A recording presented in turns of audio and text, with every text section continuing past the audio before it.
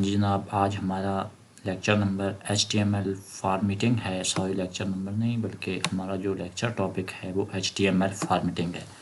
HTML formatting, जिस तरह आपने HTML स्टाइलिंग पढ़ी है तो इसी तरह फॉर्मेटिंग भी है, लेकिन ये फॉर्मेटिंग ज़्यादातर टेक्स्ट पर यूज़ होती है, यानी कि टेक्स्ट के साइजेज़ या टेक्स्ट की डेकोरेशन उसको ज़्यादातर ये तब्दील करती है।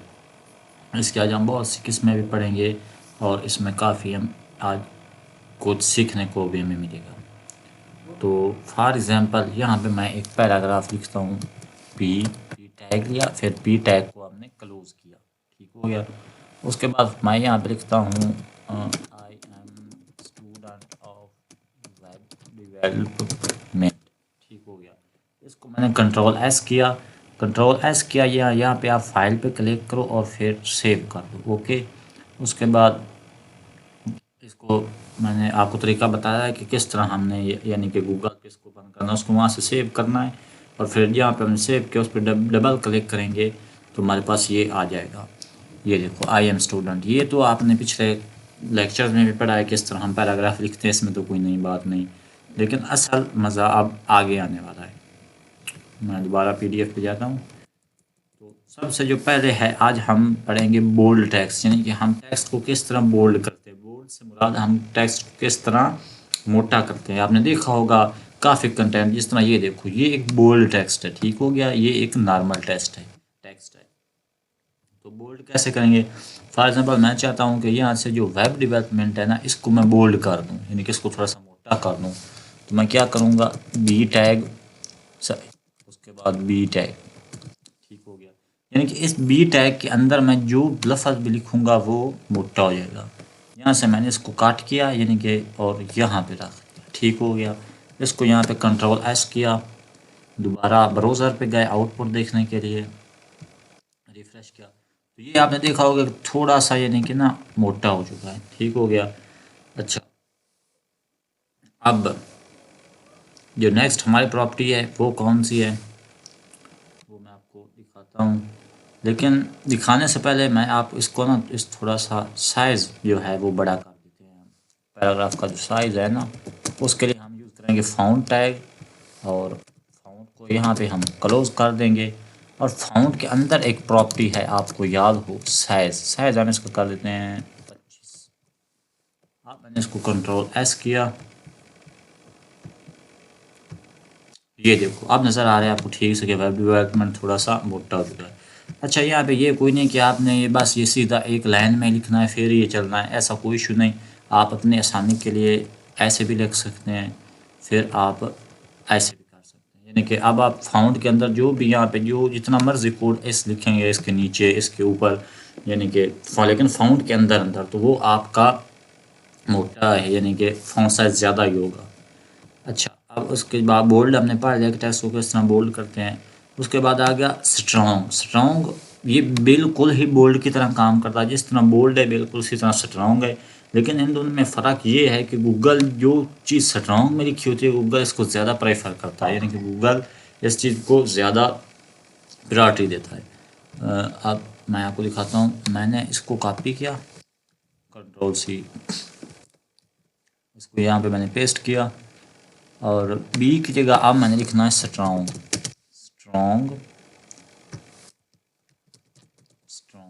कंट्रोल एस किया, यानी कि सेव किया। तो ये देखो, ये दोनों ऐसे ही लग रहे हैं, बिल्कुल एक जैसे हैं, लेकिन गूगल की नज़र में जो ये वेब डेवलपमेंट है, ये इस वेब डेवलपमेंट से ज़्यादा अच्छा है, ठीक हो गया। यानी कि जब भी हम किसी चीज़ को इंपॉर्टेंस देंगे, ज़्यादा इंपॉर्टेंस देना चाहें तो हम बोल्ड के बजाय स्ट्रॉन्ग का इस्तेमाल करेंगे। अच्छा स्टूडेंट, यहाँ पे जो मैं हूँ, मैं बार बार यहाँ पे नहीं जाता सेव करने के लिए, मैं डायरेक्ट कंट्रोल एस प्रेस करता हूँ तो मेरी फाइल सेव हो जाती है। ये आपने याद रखना है, आपने जो भी चेंजिंग करनी है एक बार सेव करनी है, फिर यहाँ के आपने रिफ़्रेश करनी है, फिर ही वो आउटपुट आएगी। अच्छा, उसके बाद अटैलिक आई, यानी कि ये टेक्स्ट को अटैलिक करता है, यानी कि थोड़ा सा ना तिरछा कर देता है। अब मैं यहाँ पे आपको दिखाता हूँ, मैंने उसी ऊपर वाले को फिर ही कॉपी किया। अब मैं वेब डेवलपमेंट में यहाँ पे जो वहाँ पे बोल्ड कर रहा था वहाँ पे मैं अटैलिक कर देता हूँ, मतलब आई, यहाँ पे आकर रिफ़्रेश किया, ये देखो ये देखो वेब डेवलपमेंट थोड़ा सा ना तिरछा हो चुका है, यानी कि देखने में भी काफ़ी लुकिंग आ रही है। तो ये यहाँ पे मैं सेलेक्ट करता हूँ, इस वजह से इसका बैकग्राउंड ना नीला हो जाता है। यानी आपको मैं दिखाता हूँ कि यहाँ पे ये काम हुआ है। ये मैंने आपको साथ साथ दे रहा हूँ, यानी कि आपने इधर से दे के PDF से प्रैक्टिस भी लाजमी करते रहना है। उसके बाद आ जाता है EM होता है इम्फेज टेक्स्ट। अब बहुत सी ऐसी चीज़ें हैं जो आप यूज़ करोगे तो फिर ही आपको पता चलेगा, यानी कि आप डायरेक्ट आप यहाँ पे जो है EM कर दें। अब हम देखते हैं ना कि EM से क्या चेंजिंग आती है। ये देखो EM थोड़ा सा यानी कि ना उससे थोड़ा सा डिफरेंस है, यानी कि इसमें ना अटैलिक नहीं, लेकिन अटैलिक से थोड़ा सा यानी कि ये डिफरेंस है, यानी कि थोड़ा अटैलिक करता है। जो अटैलिक आई टैग है वो ज़्यादा अटैलिक कर रहा है इस टेक्स्ट को। ये आप आगे पढ़ेंगे जहाँ जहाँ आपने यूज़ करना हो। उसके बाद मार्क बड़ा अहम है। जब आपने देखा हो कि जब भी हम अखबार पढ़ते हैं या हम किताब पे हाईलाइट कर देते हैं टेक्स्ट को, यानी कि वो टेक्स्ट जो हाईलाइट होता है उसकी इंपॉर्टेंस ज़्यादा होती है। तो उसके लिए हम यहाँ पे करेंगे मार्क मतलब आप ज़हन में बिठा सकते हो कि मार्कर, यानी कि हम कोई चीज़ मार्क कर रहे हैं। तो यहाँ पे मैं क्या लिखूँगा, मार्क। यहाँ पे स्पेलिंग में मिस्टेक्स नहीं होनी चाहिए, जिस तरह लिखा हुआ है फिर ये काम करना है। अगर आपने मिस्टेक की तो फिर आउटपुट नहीं आनी जिस तरह आप सोच रहे हैं। अच्छा, मैं इसको रिफ़्रेश करता हूँ। ये देखो अब आपको पता चला कि हमने वेब डेवलपमेंट को थोड़ा सा मार्क कर दिया, यानी कि अब ये दिखने में भी लग रहा है कि यहाँ पे भी काफ़ी कोई इम्पोर्टेंट चीज़ लिखी हुई है।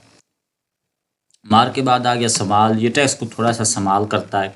उसके बाद आ गया डेल, ये टेक्स्ट को डिलीट करता है। ठीक हो गया, डिलीट से मुराद क्या, यहाँ पे मैं आपको लिख दिखाता हूँ। फॉर एग्जांपल यहाँ पे मैं लिख देता हूँ डेल, और यहाँ पे मैं लिख देता हूँ डेल। आप देखते हैं कि इसका क्या जादू है। ये देखो इसने टेक्स्ट को थोड़ा सा, यानी कि यहाँ पे लाइन लग चुकी है, जिसका मतलब है कि ये इसने यहाँ से टेक्स्ट को डिलीट कर दिया। तो अब ये ना ये दूसरा गूगल की नज़र में एक डिलीटेड टेक्स्ट है। ओके, और अगर इसकी इसी तरह बिल्कुल एक और भी होता है, मैं यहाँ पर करता हूँ, उसको कहते हैं स्ट्राइक। स्ट्राइक बेसिकली क्या करता है, मैं अभी आपको इन दोनों में डेल और स्ट्राइक में डिफरेंस बताता हूँ। ये देखो स्ट्राइक भी बिल्कुल वेब डेवलप उसी की इसकी तरह काम कर रहा है, ये भी दोनों सेम है।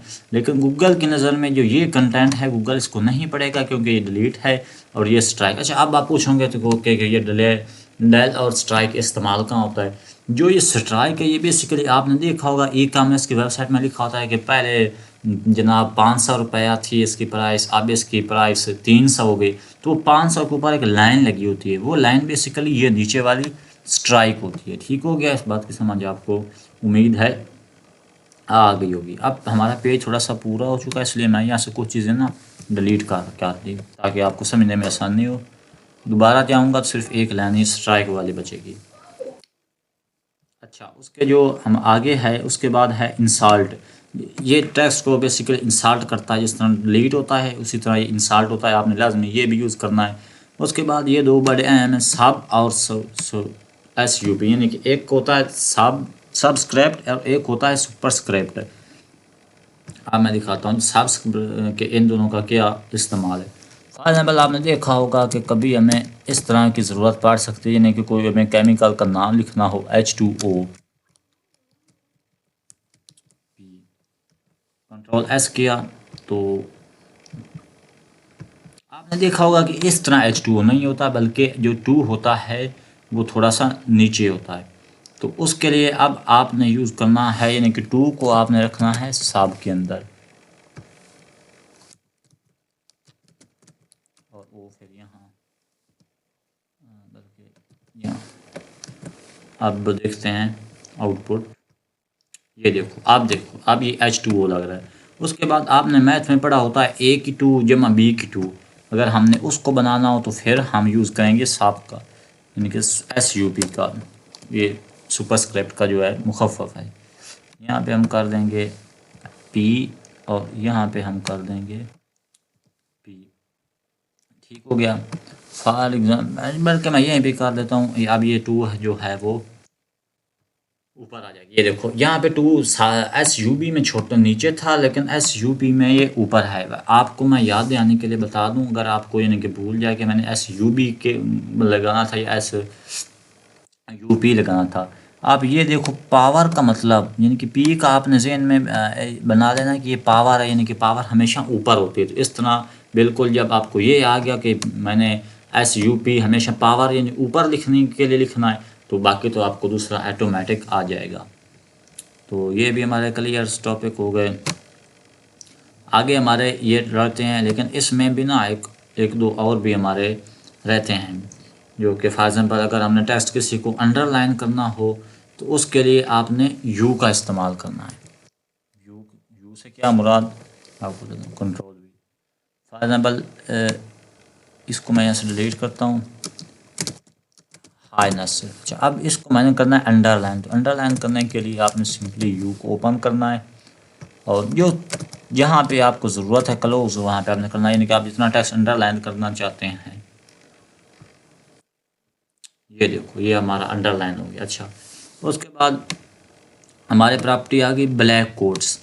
ब्लैक कोट बेसिकली जब भी कोई किसी का कोट वगैरह होता है तो उसके लिए हम ये यूज़ करते हैं। उसके बाद हो गया क्यू, ये जो कोटेशंस होते हैं यानी कि डबल इन्वर्टेड कॉमास जो लगा होता है उल्ट सा करके, उसके लिए हम क्यूटेशन को यूज़ करते हैं। उसके बाद अगर एड्रेस किसी का देना हो तो उसके लिए हमने एड्रेस टैग का यूज़ करना है, लेकिन इनको बाद में आपने क्लोज भी करते रहना है। अब इनका मैं आपको प्रैक्टिकल दिखाता हूँ। सबसे पहले मैं आपको दिखाता हूँ ब्लैक कोट का। तो फॉर एग्जाम्पल मैं यहाँ पे लिख सकता हूँ H2 ना सिर्फ सेज H2 को। अच्छा, उसके बाद यहाँ पे हम लिखते हैं ब्लैक। स्पेलिंग आपने लाजमी देखना है, स्पेलिंग की मिस्टेक्स नहीं होनी चाहिए।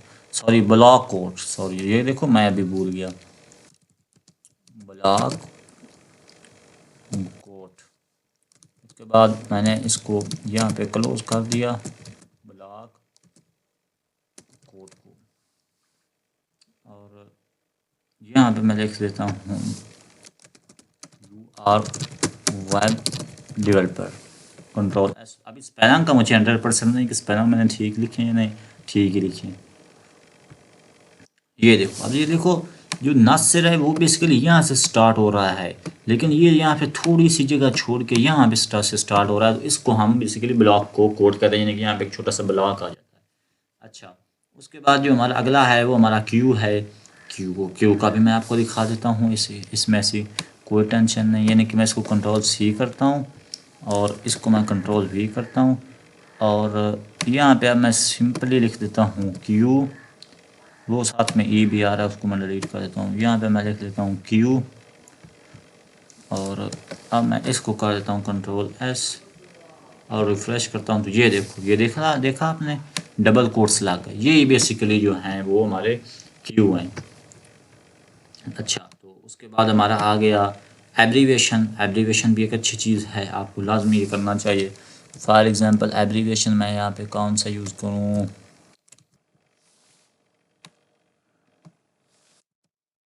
अच्छा, तो आगे जो हमारा टॉपिक है वो हमारा है एब्रीवेशंस। तो बेसिकली एब्रीविएशंस क्या होता है, ABBR। उसके बाद हम लिखते हैं यहाँ पे टाइटल, और फिर यहाँ पे ABBR को क्लोज कर दिया, ओके।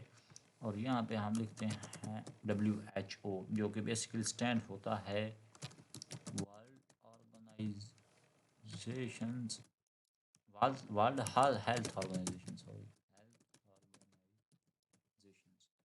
तो ये सामने वो स्टैंड्स फॉर और एब्रीविएशंस पढ़ते हैं, आपने इंग्लिश में भी देखा होगा। बिल्कुल वही कंसेप्ट है। ये देखो जब मैंने इस पे ले गया तो आप देखिए छोटा सा बॉक्स आ रहा है वर्ल्ड हेल्थ ऑर्गेनाइजेशन। ये बेसिकली ऑर्गेनाइजेशन होती है। उसके बाद दूसरा जो हमारा है वो हमारा आ जाता है एड्रेस टैग। एड्रेस टैग क्या करता है, जब भी आप किसी का एड्रेस लिखेंगे तो आपने एड्रेस टैग में लिखना है।